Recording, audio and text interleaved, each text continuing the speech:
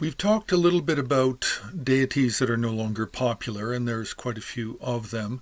Um, but there's also deities that are not that popular, that were not that popular in the past, yet are not popular now, but continue to appear and show up in the art and occasionally in texts, regardless.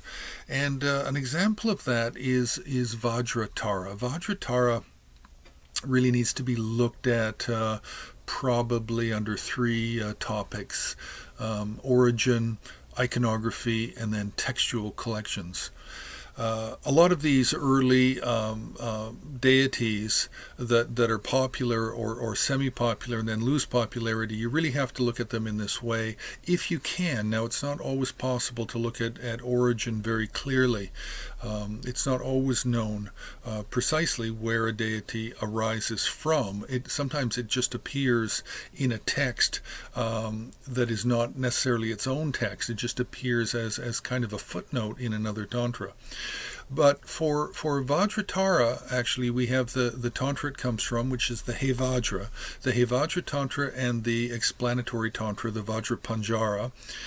It's discussed in more detail in the Vajra Panjara Tantra and in the commentaries to that. And we have the iconography for her is she has four faces, eight arms, yellow in color, seated in Vajra posture, and she holds various objects like a bow and an arrow, conch shell, etc. So we have early Indian sculpture. We have Pala sculpture of Vajratara, and then we have some early paintings, examples where she's a secondary figure in paintings. But what's really important in terms of tracking her identity over the previous millennium or so is to look at the textual collections, which are really the collections of meditations, ritual meditations called sadhana.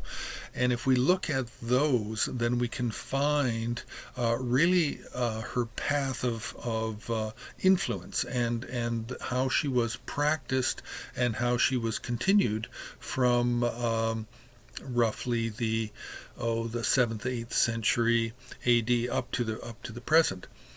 And so we find her in the very large collections such as the Vajravali of Abhayakara Gupta, and we find her with an 11 deity mandala.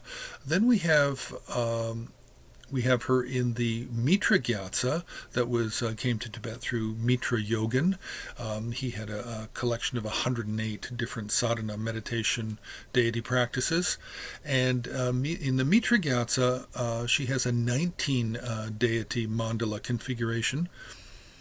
Then in the Druptap Gyatso, sometimes thought of as the sadhana mala, but more accurately the sadhana sangraha, we have the 21 deity mandala configuration for Vajratara.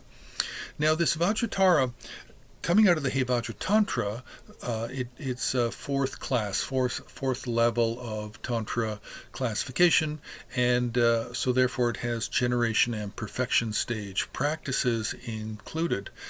So it really is a very advanced form of Tara practice. So this is just a very quick presentation of Vajratara. Don't forget to press the like button. You can share, you can subscribe, and you can also become a donor, become a patron to Himalayan Art Resources by subscribing to HAR on Patreon.